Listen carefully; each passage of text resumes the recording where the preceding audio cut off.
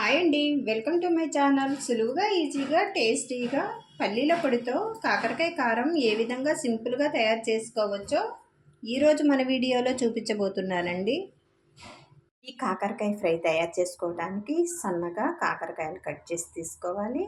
ఉల్లిపాయలు కూడా సన్నగా కట్ చేసి తీసుకోవాలి. ఇప్పుడు ఏ విధంగా తయారు చేసుకోవాలో చూసేద్దామా మరి. స్టవ్ వెలిగించుకొని ప్యాన్ పెట్టేసుకోవాలి. ఇందులోనికి ఒక 2 టేబుల్ స్పూన్ల దాకా ఆయిల్ వేసుకోవాలి.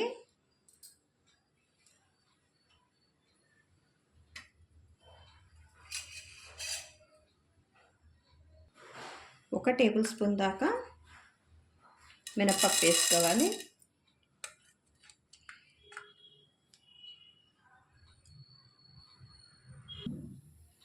హాఫ్ టేబుల్ స్పూన్ జీలకర్ర వేసుకోవాలి. ఒక టేబుల్ స్పూన్ పల్లీలు వేసుకోవాలి. పల్లీలు చాలా బాగుంటుందండి ఈ ఫ్రై.